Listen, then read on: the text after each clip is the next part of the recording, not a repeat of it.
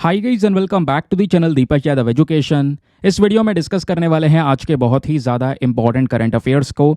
तो दोस्तों आपको पता होगा डेली बेसिस पे इस चैनल पर दो वीडियोस अपलोड होते हैं। एक मॉर्निंग में 8 बजे के आसपास द हिंदू का वीडियो और फिर उसके बाद एक इवनिंग में 8:30 बजे के आसपास आपको ये करंट अफेयर्स का वीडियो मिल जाता है, जिसमें हम सभी इंपॉर्टेंट सोर्सेज को कंपाइल करके डेली बेसिस पे डिस्कस करते हैं।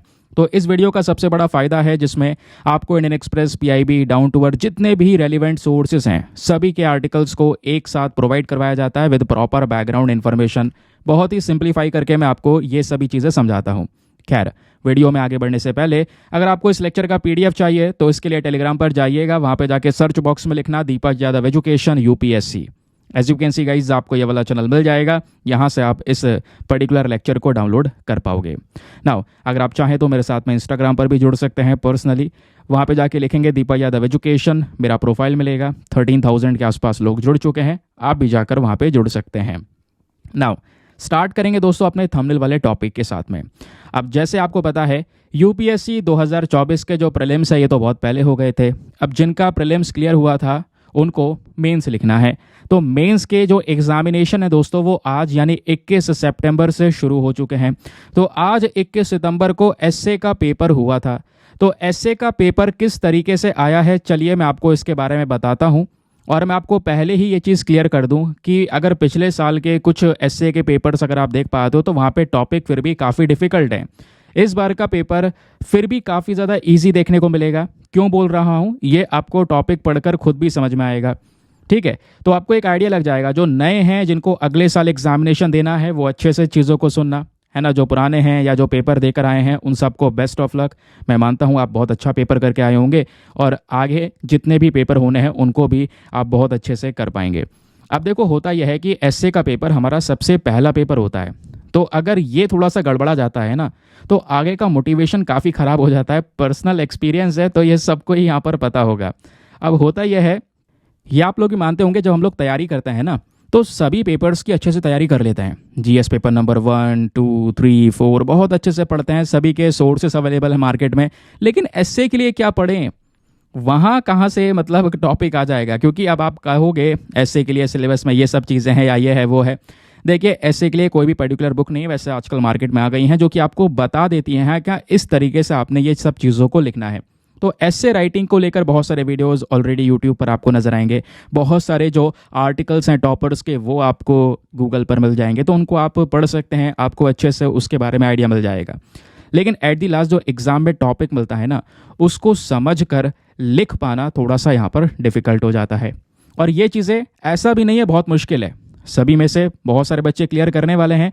तो दोस्तों यहाँ पर होता यह है कि आपको उसके लिए प्रैक्टिस की ज़रूरत होती है। उसके बारे में आगे मैं आपको बताऊंगा कि कैसे प्रैक्टिस आपको करनी चाहिए। पहले देख लेते हैं कि भाई ये पेपर होता कैसे है। देखो एसए का जो पेपर होता है इसमें 2 सेक्शन होते हैं, एक होता है सेक्शन ए और दूसरा होता है हमारा सेक्शन बी। अब दोनों सेक्शन में 4-4 टॉपिक आपको दिए गए हैं। सेक्शन बी में भी 4 टॉपिक हैं और सेक्शन ए में भी 4 टॉपिक है। आपको बोला जाता है कि इन दोनों सेक्शन में से एक एक टॉपिक उठाओ और उस टॉपिक पर एस्से लिखना शुरू कर दो। यानी दोनों सेक्शन में से आपको 2 एस्से लिखने हैं। दोनों सेक्शन में से एक एक टॉपिक यहाँ पे उठा लो और एस्से लिखना शुरू करो। कितने शब्दों में लिखना होता है? 1000 से लेकर 1200 शब्दों में यह एस्से आपको लिखना होता है। अब आपकी बार का जो सेक्शन ए है, जनरली क्या होता है यूपीएससी का सेक्शन ए जो होता है एस्से का, उसमें फिलोसफिकल एस्से आपसे ज़्यादातर पूछे जाते हैं। आपकी बार फिर भी जो कॉन्टेक्स्ट है वो काफ़ी ज़्यादा इजी है। देखो जैसे अगर हम पढ़ेंगे तो पढ़ते ही यहाँ पे बहुत आराम से जो चीज़ें हैं वो समझ में आ रही हैं कि एग्जैक्टली यहाँ पर जो हमारा यूपीएससी है वो क्या मांग रहा है आपसे। पहला टॉपिक बोलता है forest precede civilisation and deserts follow them. अब देखो ये ना एक पर्टिकुलर कोट है, कई बार यहाँ पे न्यूज़ में रहता है। न्यूज़ में क्या रहता है, अगर आप कोट वगैरह पढ़ना आपको अच्छा लगता है, बहुत सारी वेबसाइट्स अवेलेबल हैं मार्केट के अंदर में, वहाँ पे कोट वगैरह आते हैं तो उनमें ये अक्सर कवर होता रहता है। जैसे इसको हम हिंदी में ही समझेंगे तो जो जंगल है वो सभ्यताओं से पहले आते हैं, ये यहाँ पे बोला जा रहा है। यानी सिविलाइजेशन आपकी सभ्यता होती है, फॉरेस्ट आपके जंगल हैं। तो सिविलाइजेशन से पहले हमारे जंगल आए, है ना, फिर उसके बाद सभ्यता आई यानी लोग वगैरह आ गए, अपना काम करने लगे, और लोगों के बाद में जो सीधा क्या आने लगा, डेजर्ट आने लगा यानी रेगिस्तान आ गया। ये बात यहाँ पर इस कोट में दी गई है। हिंदी में रीड करें तो जंगल सभ्यताओं से पहले आते हैं और रेगिस्तान उनके बाद आते हैं। अब दोस्तों इस टॉपिक को थोड़ा सा दिमाग मार के अगर हम समझने की कोशिश करें तो ये क्या कहना चाहता है कि देखिए जो फॉरेस्ट है, जो जंगल है, ये सबसे ज़्यादा अहम बायोलॉजिकल सिस्टम है हमारे पृथ्वी का, जो सबसे पहले आया। मैनकाइंड जो है, जो इंसान है, इनसे भी पहले यहाँ पर जंगल हमको देखने को मिलेंगे। फिर धीरे धीरे करके यहाँ पर जो ये फॉरेस्ट है और ज़्यादा इवोल्यूशन में तौर पर देखने को मिलता है। उसके बाद में जब ये जंगल आते चले गए, बढ़ते चले गए, उसके बाद में दोस्तों इस सिविलाइजेशंस आई, बड़ी बड़ी सभ्यताएं, लोग यहाँ पर आ गए, है ना। अब जब लोग आ गए तो लोगों ने इन्हीं जंगल का यूज़ करना शुरू किया, अपना जीवन वहाँ पे व्यतीत करना शुरू किया, है ना। उसी जंगल से बहुत सारे ऐसे प्रोड्यूस होने लगे, जो चीज़ें, जो प्रोडक्शन होता था जंगल से, उससे ही लोग यहाँ पर अपना जीवन व्यतीत कर रहे थे। ठीक है, ये सिनेरियो आ गया। अब सिनेरियो ये है कि भाई आज हम चीज़ों को इतना ज़्यादा इस्तेमाल कर चुके हैं कि भाई फॉरेस्ट को प्रोटेक्शन देने की बात हो रही है ना। अब ये रिस्पॉन्सिबिलिटी हमारे स्टेट की होती है कि वो इन जंगलों को प्रोटेक्शन प्रोवाइड करवाए, है ना, और जो हमारे स्पेशली इस तरीके से जो एनवायरनमेंट है उसकी एक सुरक्षा कर सके। फिर हम ऐसा क्यों कह रहे हैं प्रोटेक्शन करें? क्योंकि भाई जंगल आए, उसके बाद लोग आए, लोगों ने इस तरीके से डेवलपमेंट्स किया, इस तरीके से यहाँ पे वो आगे बढ़े कि उन्होंने जंगलें काटने शुरू कर दिए। आज जंगल बिना पेड़ों के देखने को मिल जाएंगे बहुत सारे एरियाज़ के अंदर में। तो क्या हो रहा है, फॉरेस्ट अब डिसअपियर हो रहे हैं। तो फॉरेस्ट अगर डिसअपियर हो जाएंगे तो क्या बन जाएगा? अगर जंगल ख़त्म हो जाएंगे तो सीधा हमको वापस से रेगिस्तान मिलना शुरू होगा।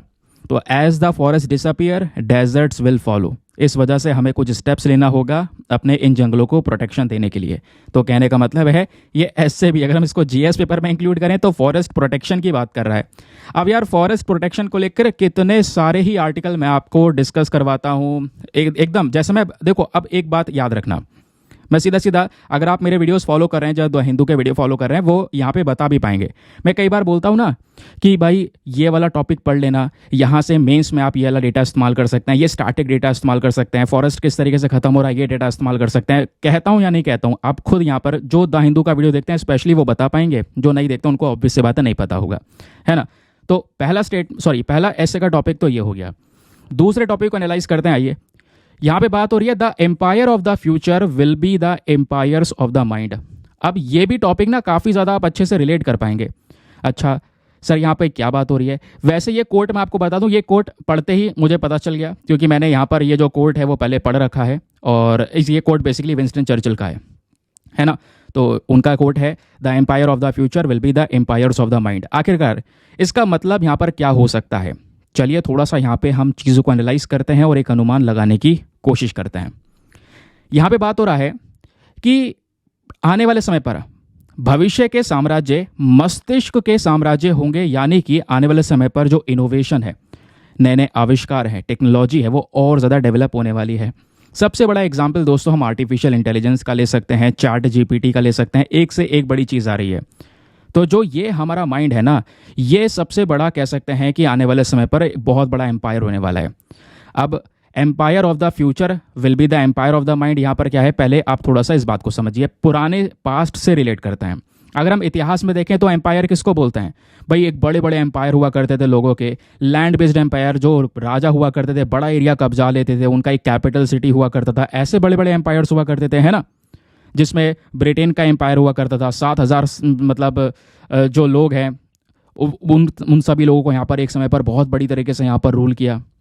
मतलब दूर दूर तक, मतलब बोला ये जाता है कि काफ़ी माइल्स अवे तक यहाँ पर क्या होता है, ब्रिटेन का एक एम्पायर आपको देखने को मिलेगा। मैं 7,000 लोग बोल रहा हूँ, माइल्स अवे तक फैला था ब्रिटेन का एम्पायर। और उसके अलावा कुछ और एग्जाम्पल इतिहास के देखें, रोमन एम्पायर का नाम आपने सुना होगा, मंगोल एम्पायर का नाम सुना होगा, ब्रिटिश एम्पायर जिसके भी हम बात कर ही रहे थे। तो एम्पायर बहुत बड़े बड़े हुए अगर हम इतिहास में देखें। फिर उसके बाद में इंडस्ट्रियल एज आया, इंडस्ट्रीज आनी शुरू हो गई, है ना। फिर उसके बाद में दोस्तों यहाँ पे नई नई जो इंडस्ट्रीज़ हैं, ऑयल, उसके अलावा स्टील और ऐसी कई सारी चीज़ें जो इंडस्ट्रीज़ है वो यहाँ पर धीरे धीरे करके इवॉल्व हो गई। तो ये यहाँ पर हुआ। तो वो जो एम्पायर है वो इस तरीके से इंडस्ट्रियल सिनेरियोज़ के अंदर में चेंज हो गया। फिर क्या होता है, अब आने वाले समय का जो एम्पायर ऑफ द फ्यूचर है, ये हमारे माइंड का एम्पायर होने वाला है, हमारे आइडियाज़ का एम्पायर होने वाला है, जिस तरीके की चीज़ें हम लेकर चलेंगे। जैसे इंडस्ट्रियल एज में भी आज जो जैसा डेवलपमेंट हुआ है, नए नए आविष्कार यानी इनोवेशन की वजह से हुआ है। तो इंडस्ट्रियल एज को अगर हम छोड़ें तो यहाँ पर ना बेसिकली हम लोग किस चीज़ की बात करने वाले हैं, अपने क्रिएटिवनेस की बात करने वाले हैं आने वाले समय पर, कि जो जो हमारा क्रिएटिवनेस होगा, जैसी हमारी सोच होगी, हमारे आइडियाज़ होंगे, नई टेक्नोलॉजीज़ होंगी, उसी का यहाँ पर आने वाले समय पर एक बड़ा साम्राज्य होगा। तो बेसिकली यहीं पर आप इनोवेशन टेक्नोलॉजी की कॉन्सेप्ट लेकर चीज़ों को लिख सकते हैं आराम से। ठीक है, ये हो गया हमारा दूसरा टॉपिक। तीसरे टॉपिक को एनालाइज करते हैं। यहाँ पे आप भी एक बार कोशिश करो, आपको लग रहा है ना आसान है या नहीं है। देखो बताने पे लगता है, खुद पढ़ते हैं तो चीज़ें थोड़ा सा यहाँ पे टिपिकल हो जाती हैं, लेकिन सबके साथ में होता है। कोई बात नहीं, धीरे धीरे प्रैक्टिस करके आ जाएगा यार। जब फर्स्ट टाइम था अपना भी यहाँ पर, पहले सिनेरियोज ऐसे हुआ करते थे यार, ये क्या है क्या नहीं है, समझ में कुछ नहीं आ रहा है। धीरे धीरे समझ में आने लगता है। फिर उसके बाद में आप देख पाएंगे थर्ड टॉपिक है, there is no path to happiness, happiness is the path. Gautam Buddha ने भी यहाँ पर ये बात बोली है। तो आप उनको एनालाइज करते हैं, चीज़ें पढ़ते हैं, उनसे रिलेटेड आर्टिकल्स आते रहते हैं, तो आपको यहाँ पर ये पता चल जाएगा। अब दोस्तों यहाँ पे क्या एग्जैक्टली बात हो रही है ये समझिए। देखिए, जो हैप्पीनेस है आज के समय पर, जो हमारी खुशी है, जिसको आप कह सकते हैं कि जो ये प्रसन्नता है, प्रसन्नता का कोई मार्ग नहीं होता, प्रसन्नता ही आपका जीवन का एक मार्ग होना चाहिए। अगर आप सोच रहे हैं कि भाई मैं ये कर लूँगा, ये काम कर लूँगा और ये गोल अचीव कर लूँगा तो मेरे लाइफ में खुशहाली आ जाएगी, तो मेरे लाइफ में हैप्पीनेस आ जाएगी, तो आप गलत हैं। हैप्पीनेस ही आपका रास्ता होना चाहिए। जो पाथ, जिस पाथ पे आप चल रहे हैं वो सक्सेस को अचीव करने के लिए, वही हैप्पीनेस होना चाहिए, वही हैप्पीनेस है आपका। तो इससे आप क्या सोचते हैं, इसको लेकर आप अपने आर्टिकल को यहाँ पर लिख सकते हैं, इस ऐसे को लिख सकते हैं। ठीक है, अब देखो मतलब एग्जाम्पल सिंपल सी बात है यार। अब ऐसा भी नहीं है मतलब कि मान लो एक बहुत अमीर आदमी है यार, उसकी बहुत ही ज़्यादा लग्जरस लाइफ है, लेकिन हो सकता है वो खुश ना हो, और आप वो चाहते हो कि मैं भी बहुत ज़्यादा लग्जरियस आइटम्स मेरे पास में भी हो, मैं बहुत ज़्यादा अमीर हूँ, है ना, और अभी भी आप यहाँ पर दुखी हो, लेकिन सोच रहे हो कि भाई यहाँ पर क्या है, मुझे ये सब चीज़ें चाहिए तो मेरे को खुशी आ जाएगी। फिर दूसरे इंसान को देख रहे हो, उसके पास तो वो सब चीज़ें हैं, फिर भी खुशी नहीं है। तो आप जो चीज़ कर रहे हैं इस समय पर, जिस रास्ते पे चल रहे हैं, वही आपकी हैप्पीनेस होनी चाहिए। उस चीज़ को लेकर यहाँ पर एक कोट दे दिया गया, इस पर आपने डिटेल से लिखना होगा। तो ऐसे कुछ टॉपिक्स होते हैं जहाँ पे थोड़ा लिखना मुश्किल हो जाता है, या कुछ समय तक लिख पाते हैं, क्योंकि भाई 1200 वर्ड कम नहीं होते, कुछ समय तक लिख पाते हैं उसके बाद रुक जाते हैं। हाँ, 1000 वर्ड तक लिख सकते हैं, 1000 से 1200 वर्ड में आपने बीच में लिखना होगा ना। फिर उसके बाद में हमारा आखिरी जो टॉपिक है सेक्शन ए का, वो यहाँ पर आपको क्या देखने को मिलेगा, the daughter is a true man of science. यार ये इंटरेस्टिंग है, और मैं आपको बताऊँ इसको लेकर भी कई सारे जो मतलब कोट वगैरह हैं वो यहाँ पर एग्जैक्टली पब्लिश होते रहते हैं। कहने का मतलब है, प्रश्न पूछने वाला ही विज्ञान का सच्चा सिपाही है। जिसको डाउट है ना, वो यहाँ पर मतलब एक व्यक्ति है जो अपने आप को डाउट कर रहा है, सब चीज़ को डाउट कर रहा है, सब चीज़ पे डाउट रहता है, लेकिन वो साइंस में, उस विज्ञान में बिलीव करता है, और उसी को देखते हुए लगातार यहाँ पर प्रश्न पूछता है। तो जो प्रश्न पूछ रहा है, जो डाउटर है, और यहाँ पे प्रश्न की बात होती है। देखो प्रश्न दो प्रकार के होते हैं, एक होता है लॉजिकल और एक होता है इलॉजिकल, कि भाई ये कैसे होगा, है ना। बहुत सारे लॉजिकल प्रश्न होते हैं जो कि पता है उसके बावजूद भी। यहाँ पे बात होती है लॉजिकल प्रश्न की। तो जो प्रश्न पूछने वाला है वही विज्ञान का सच्चा सिपाही है, ऐसा कुछ कोट करके आपको यहाँ पर दे दिया गया। तो ये था दोस्तों सेक्शन है। हाँ, अब एक बात और है, जगह जगह पर आपने वीडियोस देख लिए होंगे ऐसे के, अरे यार बहुत आसान है ये सब चीज़ें, है ना, लिख दोगे आराम से, मैं होता तो ये टॉपिक कर लेता या वो टॉपिक कर लेती, ऐसे करके बहुत सारे जो वीडियोज़ हैं वो चल रहे हैं। लेकिन मैं आपको सिंपल बताऊंगा। देखो, ये एस्पिरेंट ही बात जानता है कि कितने ज़्यादा सिंपल हैं। अभी तो यहाँ पे पढ़ के लग रहा है कि हाँ ठीक है, मज़ेदार है। अभी आप लिखने बैठो तो पता चलेगा कि आप कितना लिख पाएंगे। आप यहाँ पे अभी 1200 शब्दों की बात हो रही है, 200 शब्द लिखोगे, फिर उसी 200 शब्द को वापस से रिपीट करोगे, फिर उसको वापस से रिपीट करोगे, यही चलता है ना, मतलब मैक्सिमम केसेस में हो जाता है।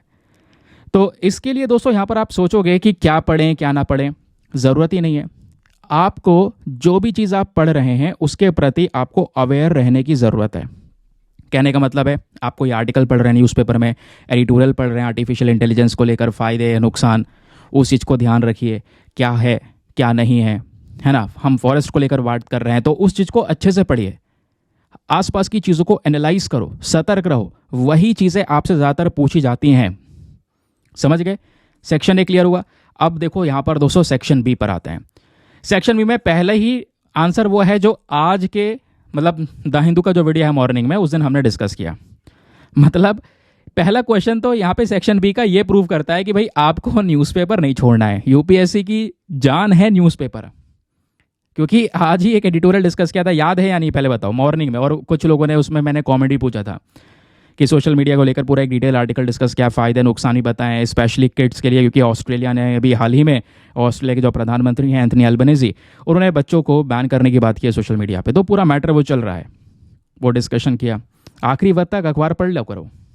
अब मान लो यहाँ पर कोई सुबह पेपर देने गया होगा, उससे पहले मॉर्निंग उसने मान लो उसकी आदत हैबिट बनी हुई है, तो एक बार अखबार पर नज़र मार ली, सोशल मीडिया वाला आर्टिकल आ गया, उसने पढ़ लिया, तो भाई उसके तो मज़े आ गए। आज पेपर के अंदर में वही टॉपिक रखा हुआ मिला, वही यहाँ पर अच्छे से मतलब बहुत सारे आइडियाज़ मिल जाते हैं ना, क्योंकि ऐसे में है भाई पहले से आपको आइडिया होना कि हाँ ये टॉपिक आ सकता है, ऐसा अनुमान लगता ही नहीं है।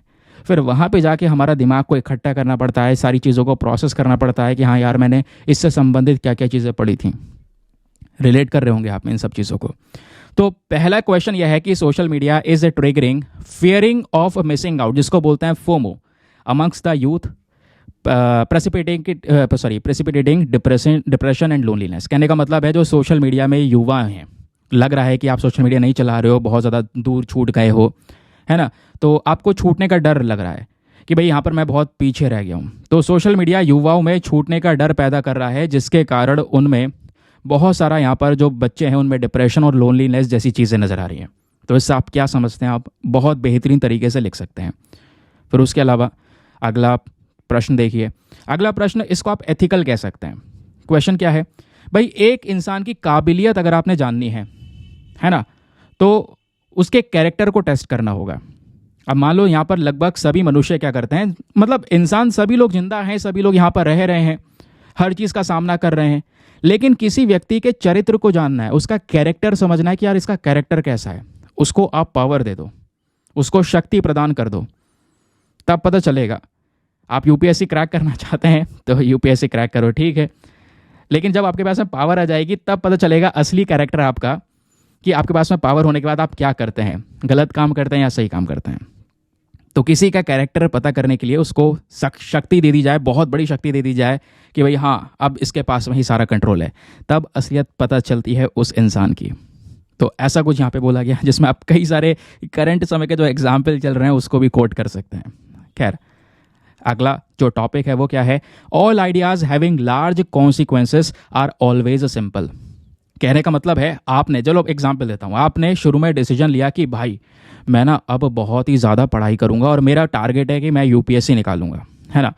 अब यूपीएससी निकालने के लिए आपने सोचा यार मुझे पढ़ाई करनी होगी, और पढ़ाई करने का डिसाइड किया, पढ़ाई करना आपने शुरू भी किया, और जितना ज़्यादा कॉम्प्लिकेशन चीज़ों को बना दिया जाता है आज के समय पर, ये पढ़ लो वो पढ़ लो, इतने सारे वीडियोस, तमाम वीडियोस पे वीडियोस अपलोड होते रहते हैं, है ना, इतना कुछ अपलोड हो रहा होता है। मैं तो यहाँ पर केवल 2 ही वीडियो अपलोड करता हूँ, बीच में यहाँ पर करंट अफेयर्स, उसमें से भी मैक्सिमम चीज़ें आती हैं, उसके अलावा आप स्टैटिक पोर्शन कवर करो, दैट्स इट। अभी क्या है, हर एक चीज़ के अलग अलग वीडियोज़, इस मैगजीन का अलग वीडियो, इसका अलग वीडियो, उसका अलग वीडियो, ऐसे ढेर सारे वीडियोज़ अपलोड हो रहे हैं। तो इतना ज़्यादा कॉम्प्लिकेशन करने की ज़रूरत नहीं है। आपने छोटा सा आइडिया लिया, मुझे यूपीएससी क्रैक करना है, आपने बिल्कुल सिंपल रखा स्टडी, एक तरफ एनसीईआरटी कवर की, स्टैंडर्ड बुक कवर की, करंट अफेयर्स कवर किया, दैट्स इट।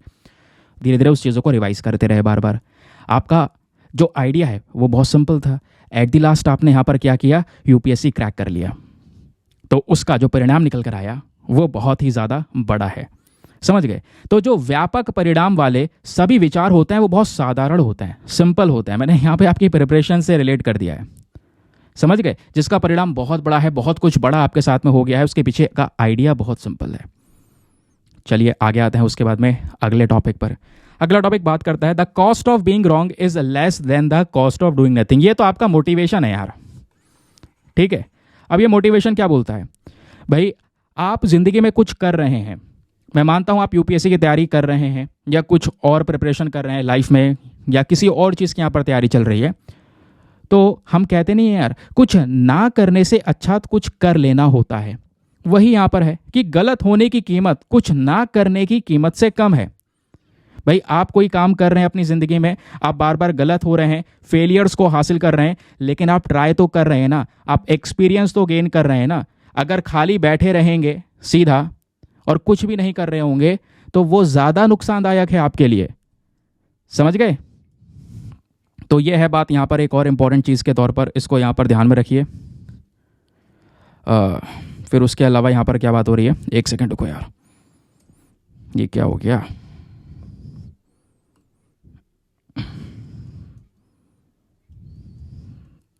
हाँ तो ये क्लियर हो गया। आगे आते हैं, और उसके बाद में the cost of being wrong is less than the cost of doing nothing. ये बात आपको समझ में आ गई होगी। तो इससे अच्छा है लाइफ में कुछ करते रहो, वो ज़्यादा ज़रूरी है और वो ज़्यादा बेनिफिट्स भी आपको प्रोवाइड करवाएगा, कुछ ना कुछ ज़रूर से सिखा के जाएगा। तो ये टॉपिक्स कैसे थे आप बता सकते हैं इस बार। बाकी अगर आप होते तो कौन सा टॉपिक लेते अपना आंसर लिखने के लिए, दोनों ही सेक्शन में से, वो भी आप एक बार इसके बारे में बता सकते हैं। बाकी मॉर्निंग में द हिंदू के वीडियो में कल से मैं आपके लिए कोट लाना शुरू करूँगा, है ना। कई लोग मुझसे पहले ही बोल रहे थे सर कोट लाना शुरू कीजिए, क्योंकि ऐसे यहाँ पर यार ये कोट वगैरह हैं, जैसे यहाँ पे आप देख पाएंगे ये वाला जो कोट है, विंस्टन चर्चिल का जो कोट है, ये सारे कोट ऐसे हैं जो मेरे पास में सेव्ड हैं, पहले के रखे हुए हैं। मेरा खुद का भी पहले का जो कलेक्शन है वो भी रखा हुआ है कोट्स का, तो अगर मैं शेयर कर देता तो ज़्यादा बेनिफिशियल रहता आपके लिए भी। तो आगे से यहाँ पे हम कोट्स को शेयर करेंगे और मॉर्निंग में उन कोट्स को भी डिस्कस किया करेंगे। आपको कुछ पॉइंट ऑफ व्यूज़ भी उस पर लिखने के लिए बोला करूँगा, तो मज़ा आएगा कल से द हिंदू के वीडियो में। बस खाली एक छोटा सा पोर्शन ही तो ऐड होना है और कुछ नहीं। चलिए आगे आते हैं नेक्स्ट आर्टिकल पर। माफ़ी चाहूँगा यार, मैंने आपके 20 मिनट ले लिए हैं, लेकिन ज़रूरी है ना ये मिनट्स भाई। एट द लास्ट आप एग्जाम के लिए प्रिपेयर कर रहे हैं तो पता तो होना चाहिए कि क्या हो रहा है क्या नहीं हो रहा है। आगे के पेपर्स जो भी होंगे वो उसको भी हम प्रॉपरली एनालाइज करेंगे। चलिए आज का आर्टिकल नंबर 1 बात हो रही है सुभद्रा स्कीम के बारे में। GS paper number 2 government policies and intervention के पॉइंट ऑफ व्यू से बहुत ही ज़्यादा इंपॉर्टेंट है। तो दोस्तों हाल ही में भारतीय प्रधानमंत्री ने सुभद्रा स्कीम को लॉन्च किया है। एक इंपॉर्टेंट स्कीम है ये, ओडिशा की सरकार की, ध्यान रखिए। सुभद्रा स्कीम नाम से पता चल रहा है सुभद्रा, और भाई ओडिशा, तो ओडिशा सुभद्रा का कनेक्शन तो एकदम से बैठ गया होगा। हम बात कर रहे हैं अपने लॉर्ड जगन्नाथ जी की। लॉर्ड जगन्नाथ जी की सिस्टर हैं सुभद्रा, तो उन्हीं का यहाँ पे दोस्तों यहाँ पे नाम लिया गया है इस स्कीम में। वहीं से एक कनेक्शन है इस स्कीम का, ध्यान रखिए, मतलब इस नाम का कनेक्शन है, ठीक है। तो बोला जा रहा है इस सुभद्रा स्कीम के अंदर में जितने भी हमारे एलिजिबल बेनिफिशियरीज होंगे, जितनी भी महिलाएं होंगी जिनकी उम्र 21 से लेकर 60 साल के आसपास होगी, उनको आने वाले 5 सालों में लगभग 2029 तक 50,000 रुपया दिया जाएगा। क्योंकि 50,000 रुपया आने वाले 5 सालों में, मतलब हर साल नहीं, आने वाले 5 सालों में 50,000, यानी 10,000 रुपये एक साल के, फिर अगले 10,000 रुपये अगले साल के, इस तरीके से 5 साल तक आपको मिल जाएंगे। तो क्वेश्चन यह है कि सर 10,000 भी साल में मिलेंगे तो क्या एक साथ मिलेंगे? नहीं, ये 10,000 भी आपको 2 अलग अलग इक्वल इंस्टॉलमेंट मिलते हैं, यानी कि 5-5 हज़ार रुपये। 6 महीने में 5,000, अगले 6 महीने में 5,000, फिर अगले 6 महीने में 5,000, फिर अगले 6 महीने में 5,000, ऐसे करते करते आपका 2029 तक 5 ईयर्स पूरे हो जाएंगे और ये 50,000 रुपये आपके पास में आ जाएंगे। तो ये बेनिफिशियर जो बेनिफिट्स है प्रोवाइड करवाने की बात की गई है सुभद्रा स्कीम के तहत। नाउ क्वेश्चन यह है कि सुभद्रा स्कीम कैसे काम करेगी। तो ये जो मनी दिया जाएगा गवर्नमेंट की साइड से, ये डायरेक्टली बेनिफिशियरी के बैंक अकाउंट में भेजा जाएगा, है ना। आधार से लिंक होना चाहिए bank account, single holder bank account होना चाहिए वो। गवर्नमेंट ने यहाँ पर जो KYC है, नो योर कस्टमर करके, उसको भी मैंडेटरी किया है इस स्कीम के लिए। जो सुभद्रा डेबिट कार्ड है इसको भी इशू किया जाएगा बेनिफिशरीज को, जिनको भी ये बेनिफिट मिलना है। उसके अलावा बोला गया है इसमें कुछ लोगों को एक्स्ट्रा बेनिफिट्स भी मिलेंगे। अब कुछ लोग कौन से हैं? लगभग बोला जा रहा है जो टोटल 100 बेनिफिशरीज ऐसे होंगे जिन्होंने बहुत सारे डिजिटल ट्रांजैक्शन करे हों हर एक ग्राम पंचायत में, अर्बन लोकल बॉडी में, तो उनको एडिशनल 500 रुपये भी एज अ इंसेंटिव मिलेंगे। तो जो वेमेन है तो इनको ये स्कीम में फ़ायदा मिलने वाला है। लेकिन कुछ वेमेन जिनकी कंडीशंस अच्छी है, उनका क्या? उनके परिवार में बहुत अच्छी आय है, गवर्नमेंट एम्प्लॉई हैं, कुछ महिलाएं इनकम टैक्स पे ही हैं, इनकम टैक्स पे कर रही हैं क्योंकि रेवेन्यू अच्छा है, तो क्या उनको भी इस स्कीम में फ़ायदा मिलेगा? नहीं दोस्तों, उनको यहाँ पर ये स्कीम में फ़ायदा नहीं मिलेगा, वो एलिजिबल नहीं होंगी इस पर्टिकुलर स्कीम के लिए। अब मान लीजिए कुछ महिलाएं हैं जिनको मतलब कि और अच्छा खासा असिस्टेंस मिल रहा है, यानी दूसरी जो सरकारी स्कीम है उसके तहत यहाँ पे उनको फ़ायदा मिल रहा है, साल के 18,000 रुपये तक मिल रहे हैं या ज़्यादा मिल रहे हैं, तो उन महिलाओं को भी इसमें से बाहर रखा गया है कि उनको भी ये बेनिफिट्स प्रोवाइड नहीं करवाए जाएंगे। क्वेश्चन यह है सर आखिरी डेट क्या है यहाँ पे रजिस्टर करने के लिए? आखिरी डेट कोई सी भी नहीं है। जब तक हर एक बेनिफिशियरी जिसको ये फ़ायदा मिलना चाहिए, जब तक वो रजिस्टर नहीं हो जाते तब तक उनके पास में जगह है, वो आराम से अपने आप को रजिस्टर करवा सकते हैं। ठीक है, मज़ा आया? चलिए आते हैं हम लोग अपने नेक्स्ट एक और इंपॉर्टेंट आर्टिकल पर। अगले आर्टिकल में दोस्तों बात हो रही है सी वीड्स के बारे में, very important. GS paper number 3 environment के साथ में लिंक कर सकते हैं जीएस पेपर नंबर 3 के पॉइंट ऑफ व्यू से। दूसरा आर्टिकल है आज का। खबर यह है कि हाल ही में डिपार्टमेंट ऑफ फिशरीज, जो कि ministry of fisheries, animal husbandry और डेयरिंग के अंडर में आता है, इन्होंने ICAR नाम की जो बॉडी है इसको सेंटर ऑफ एक्सीलेंस माना है फॉर दी सीड कल्टीवेशन, यानी जो ये सी वीड है इसको उगाने के लिए। तो दोस्तों यहाँ पर जो सी वीड है ये at the last most important crucial point है जहाँ से एग्जामिनेशन में क्वेश्चन बनेगा। सर ये सी वीड होती क्या है? देखिए सी वीड जो है नाम से पता चल रहा है समुद्र यानी कि सी की बात हो रही है। इसके अंदर में बहुत सारे एक्वेटिक प्लांट्स, मैरीन प्लांट्स होते हैं जो समुद्र के अंदर में बढ़ रहे होते हैं। तो यहाँ पे बहुत सारी स्पीशीज़ होती हैं समुद्र में, जो प्लांट्स हैं, एल्गाई हैं, ओशन में ग्रो हो रही होती हैं, नदियों में होते हैं, झीलों में होते हैं, ऐसे बहुत सारे पेड़ पौधे पाए जाते हैं। तो इसी में ही यहाँ पर एक ऐसा पेड़ पाया जाता है जिसको बोलते हैं हम लोग सीवीड। तो सीवीड समुद्र के अंदर में एक मैरीन प्लांट है जो हमको पाया देखने को मिलता है ना। उसके अलावा इन सीवीड का जो कलर है वो रेड भी हो सकता है, ग्रीन, ब्राउन, ब्लैक, ऐसे करके यहाँ पे अलग अलग प्रकार के कलर्स में ये सीवीड्स हमको नजर आती हैं। अगर आप सीवीड्स को और अच्छे से देखेंगे तो इस तरीके से आपको वो नजर आएंगी, ठीक है। उसके अलावा क्वेश्चन यह है कि सीवीड के यूजेस क्या होते हैं, इसके इस्तेमाल क्या होते हैं। दोस्तों बहुत सारे प्रकार के इसके इस्तेमाल हो सकते हैं, जैसे इन सीवीड्स को खाया भी जाता है। उसके अलावा ह्यूमंस के लिए कमर्शियल इंपॉर्टेंस बहुत ज़्यादा है। सीवीड्स को हम एज अ फर्टिलाइज़र इस्तेमाल कर सकते हैं, क्योंकि सीवीड्स के अंदर में पॉलीसैकेराइड्स नाम की चीज़ पाई जाती है, तो खाद के तौर पर इस्तेमाल हो सकता है। इवन यहाँ पर अगर आप सीवीड्स को खाते हैं तो ये आपको अच्छी तरीके से प्रोटेक्शन प्रोवाइड करवा सकता है। सीवीड्स को एज अ सैलड में, सूप में, सुशी, डेजर्ट, ब्रेड में भी यहाँ पर लगा कर खाया जा सकता है, जिससे ग्वाइटर जैसी प्रॉब्लम्स रोकी जा सकती हैं, बोन हेल्थ इंप्रूव होगी, ब्लड शुगर को कम करेगा, जो सूजन होती है, इन्फ्लेमेशन होता है, उसको रोकने का काम करेगा, आपकी इम्यूनिटी को बूस्ट करेगा, कैंसर से बचाने का काम करता है ये सीवीड। इसमें ये सभी प्रॉपर्टीज़ पाई जाती हैं, ध्यान रखिए, क्योंकि सीवीड्स में एंटीऑक्सीडेंट्स भी होते हैं। तो एंटीऑक्सीडेंट से दोस्तों आपका जो डैमेज होता है बॉडी में फ्री रेडिकल की वजह से वो नहीं होता है। आपकी सेल्स को, आपकी कोशिकाओं को एक प्रोटेक्शन मिल जाती है इस सीवीड के माध्यम से। एनिमल स्टडीज़ हुई हैं, उस एनिमल स्टडीज़ ने हमको ये बताया है कि सीवीड के अंदर में जो भी सब्सटेंस पाया जाता है ये क्या करता है, आपकी बॉडी में प्रोटीन के प्रोडक्शन को बढ़ा देता है, फैट को कम करने की कोशिश करता है। रिसर्च का ये कहना है कि अगर आप लगातार सीवीड्स को कंज्यूम करते हैं तो इससे डायबिटीज़ जैसी प्रॉब्लम्स को रोका जा सकता है, क्योंकि ये बॉडी में ब्लड शुगर लेवल को कंट्रोल करता है। बहुत सारी सीवीड्स ऐसी हैं जिसके अंदर में एंटी इन्फ्लेमेटरी, उसके अलावा एंटी माइक्रोबियल एजेंट्स होते हैं, जहां पे आपको अलग अलग प्रकार के बैक्टीरिया वगैरह से बचाने का ये काम करेगा, बॉडी में सूजन से बचाने का ये काम करेगा। जो सीवीड्स हैं ये काफ़ी ज़्यादा बेनिफिशियरी होते हैं, स्पेशली इनका इस्तेमाल टूथपेस्ट, फ्रूट जेली या ऐसे दूसरे और भी कई सारे प्रोडक्ट्स के अंदर में इस्तेमाल होता है। इतना ही नहीं, जो हमारे स्किन केयर प्रोडक्ट्स वगैरह होते हैं उसमें भी हम सीवीड्स का यूज़ करते हैं, इस बात को ध्यान रखिएगा, ठीक है। क्लियर हो गया। चलिए आते हैं अगले आर्टिकल पर। अगला न्यूज़ आर्टिकल बहुत ही काम का बात हो रही है फॉस्फोरिक एसिड के बारे में, वेरी वेरी इंपॉर्टेंट तीसरा आर्टिकल है। तो पहले हम जान लेते हैं हमारी खबर क्या है। तो दोस्तों बताया ये जा रहा है कि जो फॉस्फोरिक एसिड है इसका डाइवर्जन हो रहा है, यानी फॉस्फोरिक एसिड का हम इस्तेमाल आज के समय पर अपने खेती में करते हैं, एग्रीकल्चर में करते हैं। एग्रीकल्चर में जो खाद होती है ना, फर्टिलाइज़र जो होता है हमारे बेटर प्रोडक्शन ऑफ क्रॉप्स के लिए, तो उसके लिए हम फॉस्फोरिक एसिड का इस्तेमाल करते हैं। लेकिन आजकल ये हो रहा है फॉस्फोरिक एसिड का इस्तेमाल हम इलेक्ट्रिक व्हीकल बैटरीज में बनाने में ज़्यादा कर रहे हैं। तो धीरे धीरे करके यहाँ पर फॉस्फोरिक एसिड दूसरे इंडस्ट्रीज़ की तरफ खिंच रहा है। जैसे एग्रीकल्चर सेक्टर में फर्टिलाइज़र में इसका इस्तेमाल नहीं हो सकेगा, तो आने वाले समय पर एग्रीकल्चर सेक्टर के लिए एक चिंता का विषय बन जाएगा ये मुद्दा, इस वजह से ये चर्चाओं में है। नाउ अब एग्जाम के पर्सपेक्टिव से दोस्तों बात करते हैं सबसे पहले कि सर ये फॉस्फोरिक एसिड होता क्या है। देखिए ये एक ऐसा एसिड है जो नॉन कंबस्टिबल है। ऐसा मतलब ज़्यादातर एसिड में आग वगैरह पकड़ लेती है ना, इसमें ऐसा कुछ भी नहीं है। कलरलेस होता है, ओडरलेस होता है। इसके अंदर में कई सारे इनऑर्गेनिक एसिड्स भी प्रेजेंट होते हैं। फॉस्फोरिक एसिड की जब बात करते हैं तो ये डायरेक्टली हमारे प्रकृति में, नेचर में नहीं पाया जाता, ध्यान रखना। इसको कहाँ से निकाला जाता है? फॉस्फेट रॉक से। इसकी एक चट्टान होती है, उस चट्टान से निकालते हैं फॉस्फोरिक एसिड को। तो नेचर में डायरेक्टली नहीं मिलता, कहीं पे डायरेक्टली मिल गया सीधा निकाल लिया, नहीं। फॉस्फोरिक रॉक जो होती है वहाँ से निकालते हैं, इतना बात ध्यान रखिए। अब जो ये एसिड निकाल लेते हैं तो इसका इस्तेमाल कहाँ कहाँ पे होता है मैं आपको बता चुका हूँ। एग्रीकल्चर सेक्टर में, फर्टिलाइजर्स में इसका यूज़ होता है। इतना ही नहीं, जो हमारे डेंटल सीमेंट्स होते हैं उस जगह पे यूज़ होता है। शुगर और टेक्सटाइल की इंडस्ट्री में इस्तेमाल हो रहा है। इसको हम लोग फूड प्रोडक्ट्स में फ्लेवर देने के लिए भी यूज़ करते हैं। लिथियम आयरन फॉस्फेट बैटरीज के अंदर इसका इस्तेमाल होता है।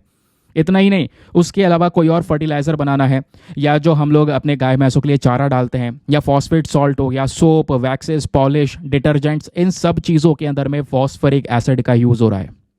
समझ गए? अब ये अगर आपके स्किन वगैरह के कांटेक्ट में आ जाए तो स्किन पे थोड़ा सा इरिटेशन होने लगता है। आइज़ में अगर पहुंच जाए तो आंखों में भी थोड़ा सा इरिटेशन होता है। ज़्यादा प्रॉब्लम्स नहीं होती हैं। और इंडिया के अंदर में क्या ये फॉस्फोरिक एसिड पाया जाता है? तो दोस्तों ध्यान रखिए, भारत आज यही फॉस्फोरिक एसिड बहुत सारे कंट्रीज से मंगाता है, इंपोर्ट करता है। और वो कौन कौन सी कंट्रीज हैं? वो है Jordan, Morocco, Senegal and Tunisia. इन देशों से यहाँ पे बेसिकली हम क्या करते हैं, ये फॉस्फोरिक एसिड को मंगाते हैं। नाउ जैसा मैंने अभी आपको थोड़ी देर पहले बताया था कि जो ये फॉस्फोरिक एसिड है क्या ये डायरेक्टली हमको नेचर में मिलता है? नहीं। कहाँ से मिलता है? फॉस्फेट रॉक से मिलता है। ये वो चट्टान आपको दिख रही है फोटो के अंदर में, जहाँ से हमको ये एसिड मिलता है। नाउ अब ये फॉस्फेट रॉक की कहानी क्या है भारत के रेफरेंस में, चलिए इसके बारे में भी थोड़ा सा डिस्कशन कर लेते हैं। देखिए, फॉस्फेट रॉक जो है ये नेचुरल सोर्स है, ये हमारे पृथ्वी पे पाया जाता है, ठीक है। अब होता यहाँ पर यह है कि इसके अंदर से बहुत सारी जो न्यूट्रिएंट्स है वो हमारे प्लांट की ग्रोथ वगैरह में काफ़ी मदद करता है। सवाल यह है कि सर ये चट्टान, ये जो रॉक वगैरह, ये बनती कैसे है? तो दोस्तों ध्यान रखिए, आज से कई मिलियन साल पहले ये सेडिमेंट्री रॉक के फॉर्म में बना था। कैसे? हमारी जो ओशन फ्लोर्स होती हैं, ध्यान रखिए, हमारा जो समुद्र है उसकी जो नीचे की सतह है वहाँ पे बहुत सारा सेडिमेंट जो है ऊपर से जो दूसरे पार्टिकल्स हैं वो आके समुद्र में घुलते रहते हैं, नीचे जमा होते रहते हैं, टाइट होते चले जाते हैं। तो क्या होता है, समय के साथ में ऊपर ज़मीन से ये सेडिमेंट जा रहा है, सब समुद्र में पहुँच रहा है, इकट्ठा हो रहा है, एक लेयर बन गई, दो लेयर बन गई, ऐसे यहाँ पर लेयर्स बनती चली जाती हैं और ये यहाँ पर ये दोस्तों सेडिमेंट्स का रॉक का फॉर्म ले लेते हैं। और यही जो सेडिमेंट रॉक का जो क्रिस्टल फॉर्म आपको देखने को मिल जाएगा, ये आज से कई मिलियन साल पहले ओशन के अंडर में बने, ओशन के अंदर बने। और ऐसे बहुत सारे सेडिमेंट रॉक्स के जो रिजर्व्स है, जो भंडार है, वो कई सारे देशों में पाए जाते हैं, स्पेशली अफ्रीकन कॉन्टिनेंट में, नॉर्थ अमेरिका में, कजाकिस्तान हो गया, मिडिल ईस्ट हो गया, ओशियानिया वाला रीजन हो गया, इन सब पर्टिकुलर रीजन्स के अंदर में ये फॉस्फेट रॉक्स पाई जाती हैं, इनके भंडार पाए जाते हैं। नाउ क्वेश्चन आपसे ये बन सकता है, बताइए दुनिया का सबसे बड़ा फॉस्फेट डिपॉजिट कहाँ पर है? तो वो है दोस्तों मोरक्को के अंदर में, इस बात को ध्यान रखिए, ठीक है। उसके अलावा आपसे ये भी बन सकता है, क्या भारत में फॉस्फेट रॉक नहीं पाया जाता? क्या पाया जाता है। इंडिया में जो सबसे ज़्यादा फॉस्फेट रॉक प्रोड्यूस होता है वो भारत में 2 राज्यों में होता है। उन दोनों राज्यों का नाम ध्यान रखिए, एक है राजस्थान और दूसरा है हमारा मध्य प्रदेश। ओके, तो ये यहाँ पर रेलिवेंट क्वेश्चन के फॉर्म में बन सकता है प्रीलिम्स में, जिसको आप आराम से सॉल्व कर पाएंगे। चलिए आते हैं अगले न्यूज़ आर्टिकल की तरफ। बहुत ही ज़्यादा काम का article, GS paper number 2 health के साथ में आप इसको लिंक कर सकते हैं। नाउ आर्टिकल क्या बोलता है, पहले ज़रा दोस्तों यहाँ पर इस बात को सुन लीजिए। यहाँ पे बात हो रही है नेक्रोटाइजिंग फैसेटिस के बारे में। एक सेकंड रुको, शायद माइक में कोई इशू हो रहा है, ठीक है। चलो, तो यहाँ पे बात हो रही है नेक्रोटाइजिंग फैसेटिस के बारे में।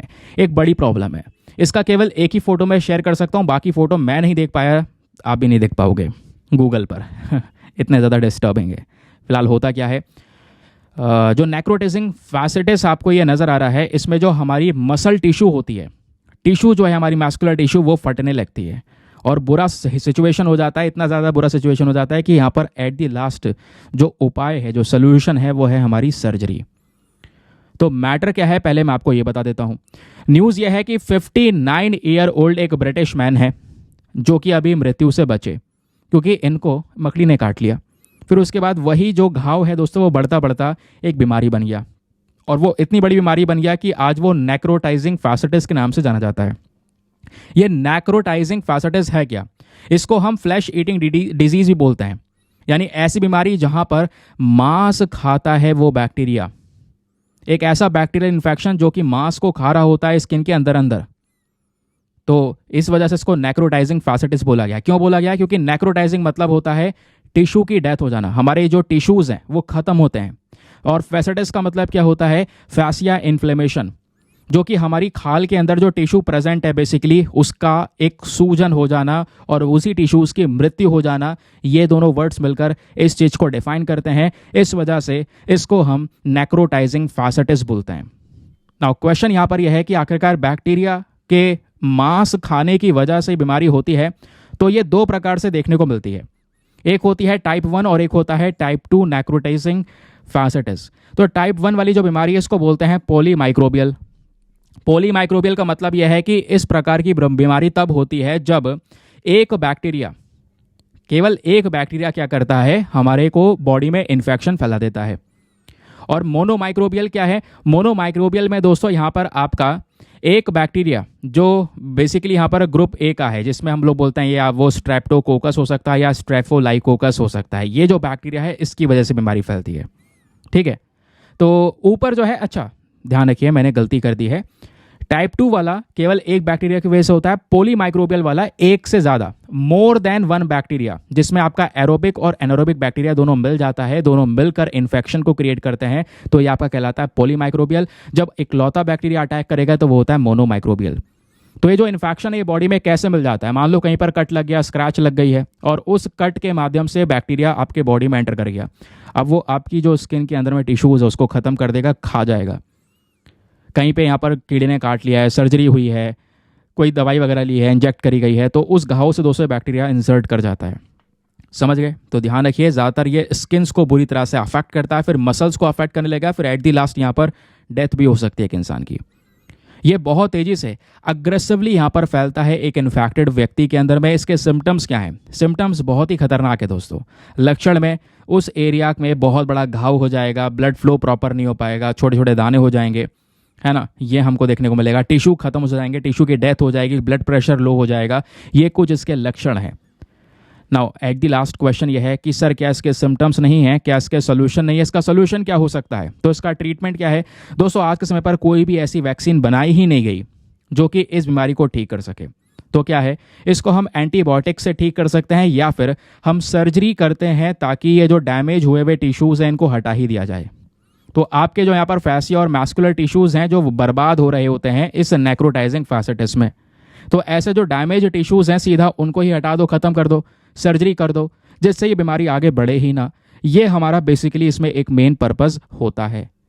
समझ गए? चलिए आते हैं नेक्स्ट आर्टिकल पर। यहाँ पे दोस्तों बात हो रही है भितरकनिका नेशनल पार्क के बारे में। वेरी इंपॉर्टेंट, रिसेंटली काफ़ी ज़्यादा चर्चाओं में ये कवर किया गया है। चर्चाओं में क्यों कवर किया गया है? क्योंकि यहाँ पे जो चिड़ियाँ पाई जाती हैं, जो बर्ड्स पाई जाती हैं, उनकी पॉपुलेशन तेज़ी से बढ़ती हुई नजर आई है, जिस वजह से भितरकनिका नेशनल पार्क के बारे में बेसिक फैक्ट्स आपको पता होने चाहिए।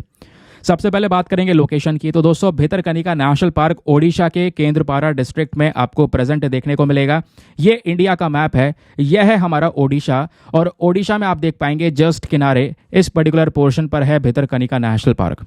इसको और क्लियरली देखना है, जूम कर दूं तो इंडिया का मैप ये है ओडिशा। ओडिशा को जूम करके इस तरीके से देखिए, ये है ओडिशा, किनारे यहाँ पर है भितरकनिका नेशनल पार्क, और नीचे दोस्तों चिलिका लेक भी है। ध्यान रखना, वेरी इंपॉर्टेंट लेक जिसको लेकर यूपीएससी पहले प्रश्न पूछ चुका है। तो ये जो भितरकनिका नेशनल पार्क है इसके आसपास बहुत सारा पानी है और वो 3 नदियों से आ रहा है, जिसमें 3 नदियां हैं, ब्राह्मणी, बैतरणी और साथ ही साथ में धमरा रिवर। ठीक है, और इस भितरकनिका नेशनल पार्क में बहुत सारे मैंग्रोव फॉरेस्ट हैं जो स्पेशली समुद्र के किनारे तट पर उगते हैं। आधे पानी में होते हैं, आधे बाहर दिखाई पड़ते हैं। उसके अलावा ये Bhitarkanika national park 672 square kilometre के रेंज में फैला हुआ है। हमारे भारत के अंदर में यह दूसरा सबसे बड़ा मैंग्रोव इकोसिस्टम है, सबसे बड़ा। ध्यान रखना, इससे पहले वाला कौन सा है? सुंदरबन टाइगर रिजर्व्स, वहाँ पे वो आपको मैंग्रोव इकोसिस्टम वहाँ पर भी सबसे ज़्यादा बड़ा नजर आएगा। ठीक है, उसके बाद अगर आपको और चीज़ें पढ़नी है इसके बारे में तो ध्यान रखिए, जो यहाँ पर ये भितरकनिका नेशनल पार्क है इसको हमने सेकंड रामसर साइट का डेजिग्नेशन भी दिया है। चिलिका लेक के बाद में दूसरा ये रामसर साइट भी हमारा है। फिर उसके अलावा इसी भितरकनिका नेशनल पार्क में बहुत सारे अलग अलग प्रकार के जानवरों की स्पीशीज पाई जाती हैं, लेकिन इसमें मोस्ट इंपॉर्टेंट क्या है? आपका endangered salt water crocodile. Very very important, salt water crocodile इसी एरिया में पाया जाता है जो कि आज के समय पर बहुत ही ज़्यादा खतरे में है, जिन क्रोकोडाइल्स को एक बहुत ही ज़्यादा हाई प्रोटेक्शन की आवश्यकता है। तो ये यहाँ पर दोस्तों हमारा एक और आर्टिकल होता है समाप्त। ये था आज का डिस्कशन। आई होप आपको मज़ा आया होगा। बहुत सारी जानकारी आपको एग्जामिनेशन के पॉइंट ऑफ व्यू से मिल चुकी होगी। डेली बेसिस पे वीडियो अपलोड होता है। कल हमारा सैटरडे होगा, तो एक दिन पहले ही वीडियो आ रहा है, आपको पता होना चाहिए।